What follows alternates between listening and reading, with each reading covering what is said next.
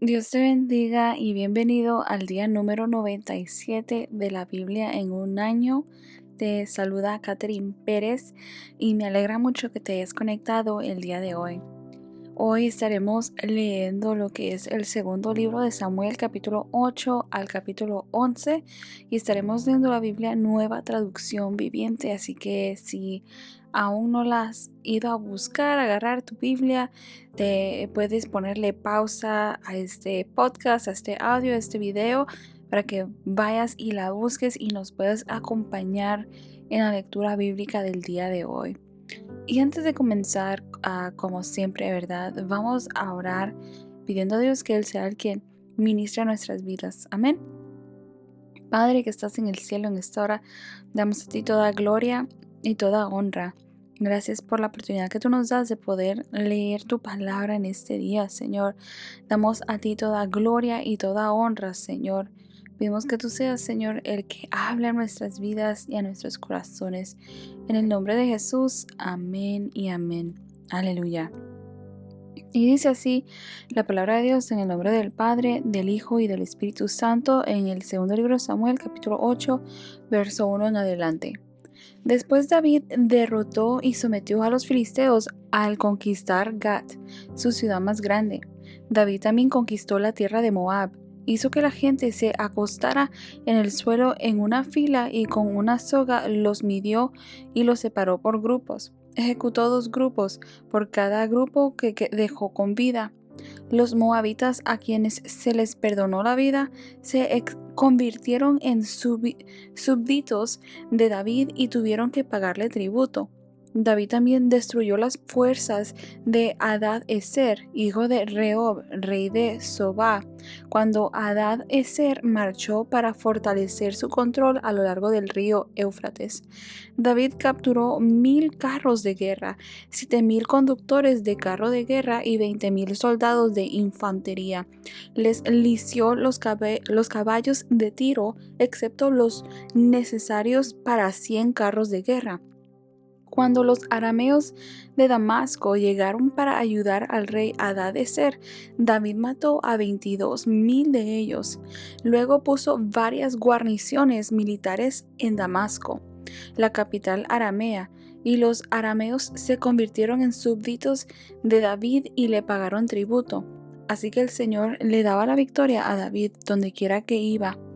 David llevó a Jerusalén los escudos de oro de los oficiales de Hadad-ezer, junto con una gran cantidad de bronce de las ciudades de Teba y Berotai, que pertenecían a Hadad-ezer. Cuando Toi, rey de Amat, se enteró de que David había destruido a todo el ejército de Hadad-ezer, envió a su hijo Joram para felicitar al rey David por su exitosa campaña. Hadad-ezer y Toi habían sido enemigos y con frecuencia estaban en guerra. Joram le obsequió a David muchos regalos de plata, de oro y de bronce. El rey David dedicó todos estos regalos al Señor, así como lo hizo con la plata y el oro de las demás naciones que había derrotado: de Edom, de Moab, de Amón, de Filistea y de Amalek, y de Hadad-ezer, hijo de Rehob, rey de Soba. A raíz de esto, David se volvió muy famoso. Después de su regreso, aniquiló a 18,000 edomitas en el valle de la Sal. Puso guarniciones militares por todo Edom, y los edomitas se convirtieron en súbditos de David. Es más, el Señor le daba la victoria a David donde quiera que iba. De modo que David reinó sobre todo Israel e hizo lo que era justo y correcto para su pueblo. Joab, hijo de Sarvia, era el comandante del ejército. Josafat, hijo de Ahilud, era el historiador del reino. Sadoc, hijo de Ahitob, y Ahimelech, hijo de Abiatar, eran los sacerdotes. Seraías era el secretario de la corte. Benaía, hijo de Joiada, era el capitán de la guardia personal del rey. Y los hijos de David servían como líderes sacerdotales. Segunda de Samuel, capítulo 9. Cierto día, David preguntó: ¿hay alguien de la familia de Saúl que aún siga con vida? ¿Alguien a quien pueda mostrarle bondad por amor a Jonatán. Entonces mandó a llamar a Siba, un hombre que había sido uno de los siervos de Saúl. ¿Eres tú, Siba?, le preguntó el rey. Sí, señor, lo soy, contestó Siba. Enseguida el rey le preguntó, ¿hay alguien de la familia de Saúl que todavía viva? De ser así, quisiera mostrarle la bondad de Dios. Siba le contestó, sí, uno de los hijos de Jonatán sigue con vida. Está lisiado de ambos pies. ¿Dónde está?, preguntó el rey. En Lodebar, le contestó Siba, en la casa de Maquir, hijo de Amiel. Entonces David mandó a buscarlo y lo sacó de la casa de Maquir. Su nombre era Mefiboset, era hijo de Jonatán y nieto de Saúl. Cuando se presentó ante David, se postró hasta el suelo con profundo respeto. David dijo, «Saludos, Mefiboset». Mefiboset respondió, «Yo soy su siervo, no tengas miedo», le dijo David, «mi intención es mostrarte mi bondad por lo que le prometí a tu padre Jonatán. Te daré todas las propiedades que pertenecían a tu abuelo Saúl, y comerás aquí conmigo, a la mesa del rey». Mefiboset se inclinó respetuosamente y exclamó, «¿Quién es su siervo para que le muestre tal bondad? A un perro muerto como yo». Entonces el rey llamó a Siba, el siervo de Saúl, y dijo, «Le he dado al nieto de tu amo todo lo que le pertenecía a Saúl y a su familia. Tú, tus hijos y tus siervos cultivarán la tierra para él, para que produzca alimento para la casa de tu amo. Pero Mefiboset, el nieto de tu amo, comerá aquí a mi mesa». Siba tenía 15 hijos y 20 siervos. Siba respondió, «Sí, mi señor el rey, yo soy su siervo y haré todo lo que me ha ordenado». A partir de ese momento, Mefiboset comió a la mesa de David, como si fuera uno de los hijos del rey. Mefiboset tenía un hijo pequeño llamado Mica. A partir de entonces, todos los miembros de la casa de Siba fueron siervos de Mefiboset. Y Mefiboset, quien estaba lisiado de ambos pies, vivía en Jerusalén y comía a la mesa del rey. Segunda de Samuel, capítulo 10. Después de un tiempo murió Naas, rey de los amonitas, y su hijo Hanún subió al trono. David dijo, «Le mostraré lealtad a Hanún, así como su padre Naas siempre me fue leal». Entonces David envió embajadores a Hanún para expresarle su condolencia por la muerte de su padre. Pero cuando los embajadores de David llegaron a la tierra de Amón, los comandantes amonitas le dijeron a Hanún, su amo, «¿Realmente crees que estos hombres vienen para honrar a su padre? No. David los ha enviado a espiar la ciudad para luego venir y conquistarla». Entonces Hanún tomó presos a los embajadores de David, les afeitó la mitad de la barba, les cortó los mantos a la altura de las nalgas y los envió avergonzados de regreso a David. Cuando llegó a oídos de David lo que había sucedido, envió mensajeros para decirle a los hombres, «Quédense en Jericó hasta que les crezca la barba y luego regresen», pues se sentían muy avergonzados de su aspecto.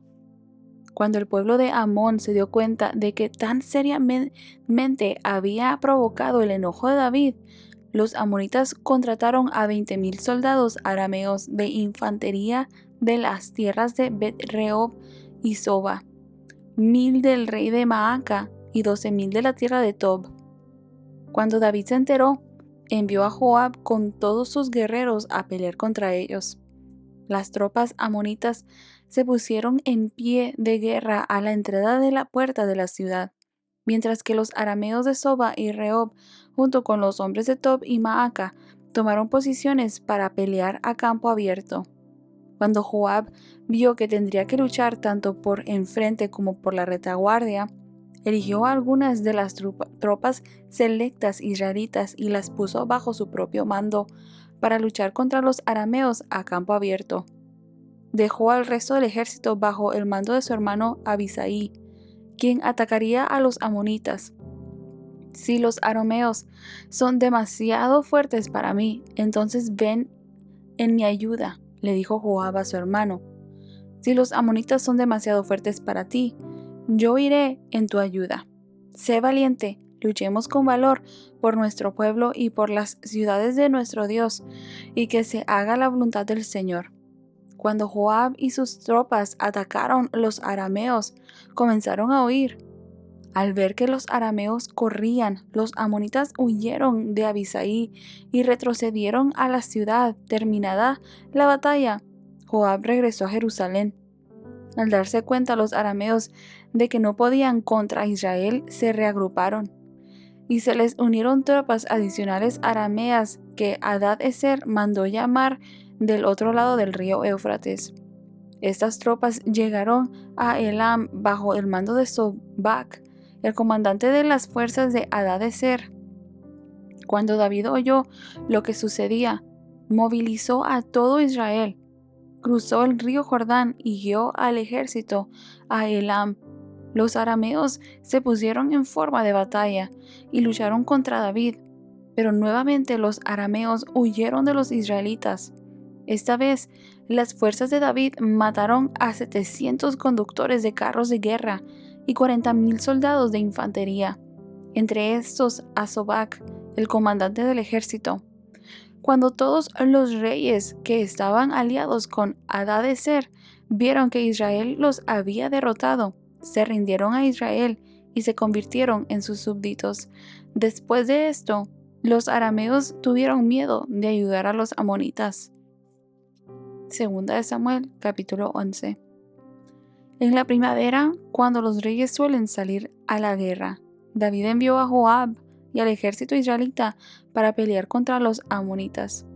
Destruyeron al ejército amonita y sitiaron la ciudad de Rabá. Sin embargo, David se quedó en Jerusalén. Una tarde, después del descanso de mediodía, David se levantó de la cama y subió a caminar por la azotea del palacio. Mientras miraba hacia la ciudad, vio a una mujer de belleza singular que estaba bañándose. Luego envió a alguien para que averiguara quién era la mujer, y le dijeron: es Betsabé, hija de Eliam y esposa de Urías el hitita. Así que David envió mensajeros para que la trajeran, y cuando llegó al palacio se acostó con ella. Luego ella regresó a su casa. Betsabé recién había terminado los ritos de purificación posteriores a su periodo menstrual. Tiempo después, cuando Betsabé descubrió que estaba embarazada, le envió el siguiente mensaje a David: estoy embarazada. Entonces David envió un mensaje a Joab: mándame a Urías el hitita. Así que Joab se lo envió. Cuando Urías llegó, David le preguntó cómo estaban Joab y el ejército, y cómo marchaba la guerra. Después le dijo a Urías: ve a tu casa a descansar. David incluso le envió un regalo a Urías apenas éste dejó el palacio. Pero Urías no fue a su casa, sino que durmió esa noche a la entrada del palacio con la guardia real. Al enterarse David de que Urías no había ido a su casa, lo mandó a llamar y le preguntó: ¿qué pasa? ¿Por qué no fuiste esa noche a tu casa, después de haber estado fuera por tanto tiempo?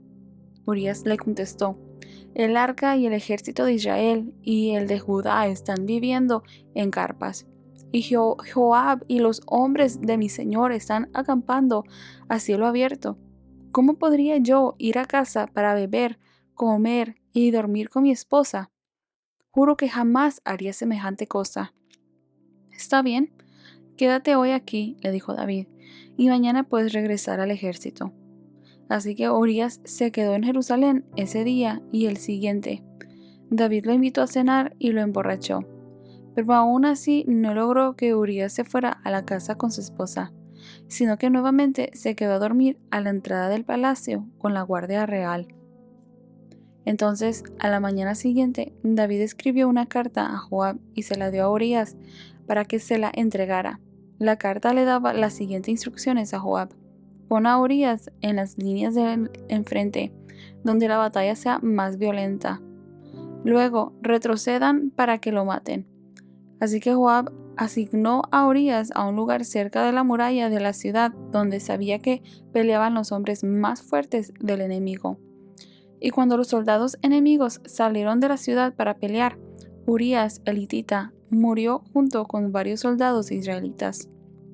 Luego Joab envió a David un informe de la batalla. Le dijo a su mensajero: informa al rey todas las novedades de la batalla. Pero tal vez se enoje y pregunte: ¿por qué las tropas se acercaron tanto a la ciudad? ¿Acaso no sabían que dispararían desde la muralla? ¿No fue Abimelech, hijo de Gedeón, muerto en Tebes por una mujer que le tiró una piedra de molino desde la muralla? ¿Por qué se acercaron tanto a la muralla? Entonces dile: murió también Urías elitita. Por lo tanto, el mensajero fue a Jerusalén y le dio un informe completo a David. El enemigo salió contra nosotros a campo abierto, le dijo, y cuando los perseguíamos hasta las puertas de la ciudad, los arqueros que estaban en la muralla nos dispararon flechas. Mataron a algunos hombres del rey, entre ellos a Urías elitita. Bien, dile a Joab que no se desanime, dijo David. La espada devora a este hoy y a aquel mañana.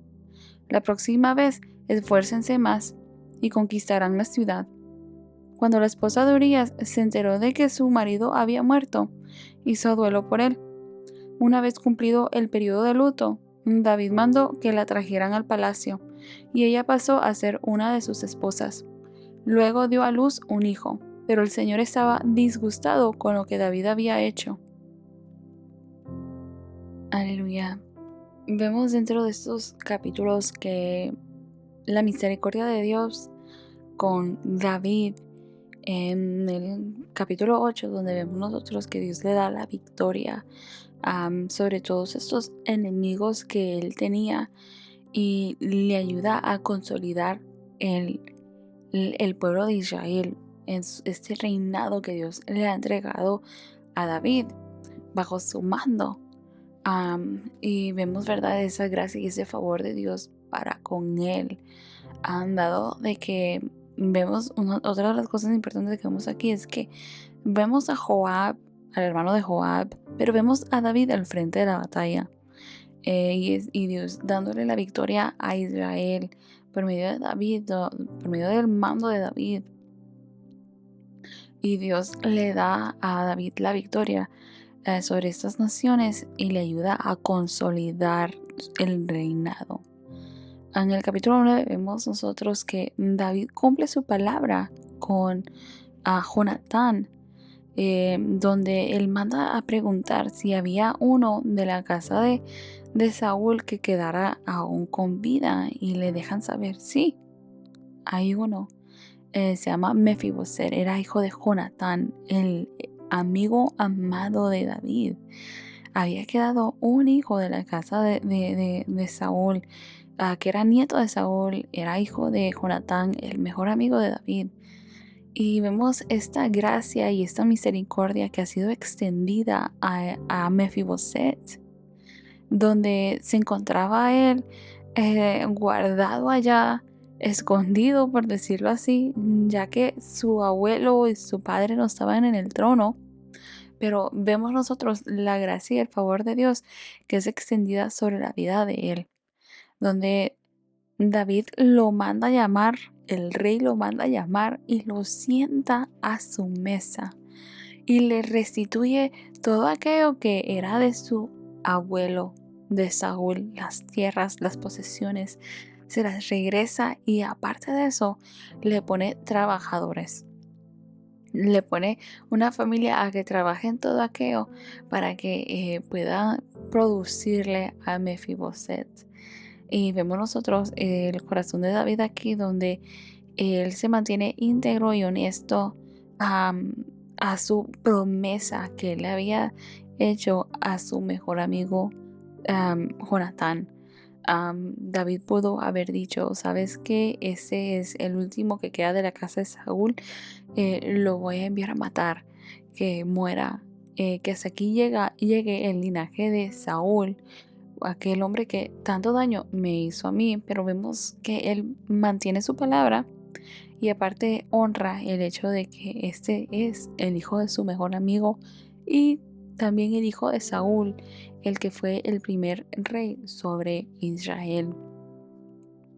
Y en el capítulo 10 vemos este dilema donde David envía a unos embajadores de Israel de parte de David a que vayan y ofrezcan las condolencias a este pueblo, a este rey amonita, a Anún. Y creo que una de las cosas de que vemos nosotros aquí como resultado o consecuencia de la acción de David es el hecho de que Dios no había enviado a Israel a que formara alianzas o que tuviera relaciones políticas con estas naciones. Dios había enviado a Israel a que limpiara la tierra prometida, que quitara de la tierra todos aquellos pueblos que no le estaban honrando, a todos aquellos pueblos a quien Él no les había entregado la tierra prometida. Y vemos a David aquí en esta ocasión intentando querer políticamente ofrecer un consuelo, ofrecer ser amistoso a este rey.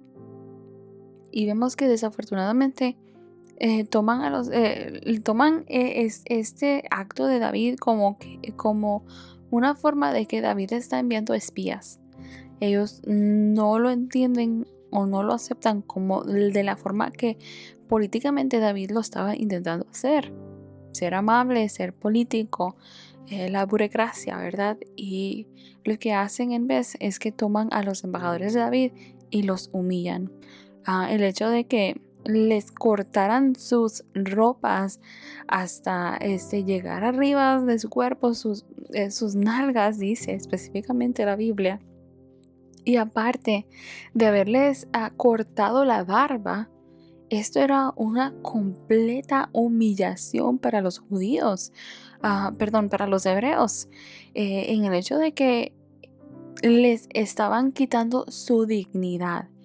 La barba era parte de lo que era su dignidad de ellos como hombres. Entonces, había sido una completa humillación. Pero, de cierta manera, quiero inferir el hecho de que esto fue una consecuencia de que David estaba tratando de tener estas relaciones políticas en el mandar y ofrecer sus condolencias. Cuando Dios no lo había mandado a él o a Israel en general a que formara alianzas políticas con sus vecinos o que tuvieran relaciones políticas con sus vecinos, sino que Dios los había enviado a conquistar la tierra. Aleluya. Y en el capítulo 11 vemos nosotros la gran caída de David, el pecado de David, donde desafortunadamente vemos que David era hombre, era humano en ese sentido. Era un ser humano que fallaba. Y vemos nosotros que en esta ocasión él falló, y no tan solamente falló, sino de que él intentó cubrir su pecado. Ahora, una de las cosas que nosotros conocemos y entendemos por medio de la palabra que 7 veces cae el justo, pero aún con todo eso Jehová lo recogerá.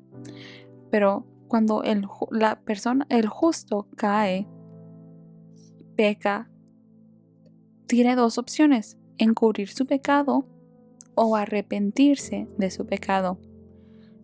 Y vemos aquí nosotros en esta ocasión que David intentó cubrir, intentó cubrir su pecado. Intentó cubrir aquello que había él hecho. Número 1, cometió adulterio. Número 2, cometió asesinato, porque mandó a matar a Joab al ponerlo al frente de la batalla. Cometió adulterio al tomar la mujer de otro hombre. Y vemos nosotros que se le hizo tan fácil a él simplemente tomar tomar aquello que estaba por enfrente de él, lo que él quería, lo que él deseaba, él lo hizo, y aquello le llevó a una consecuencia de pecado. En vez de él arrepentirse y reconocer su pecado, él intentó cubrirlo. Así que vemos en esta ocasión, desafortunadamente, que David peca en contra de Dios, y veremos más adelante nosotros las consecuencias de este hecho. Aleluya. Así que muchas gracias porque has estado conectado hasta este minuto, leyendo la palabra de Dios juntamente conmigo. Espero que haya sido de mucha bendición y edificación. Y creo que una de las cosas que quiero resaltar en ese instante es el hecho de que hemos visto muchas cosas buenas de David hasta este momento. Y vemos nosotros que a través de la Biblia vamos a ver diferentes pasajes bíblicos donde Dios no esconde en su palabra lo malo, sino de que lo expone. Dios es justo y Él no esconde las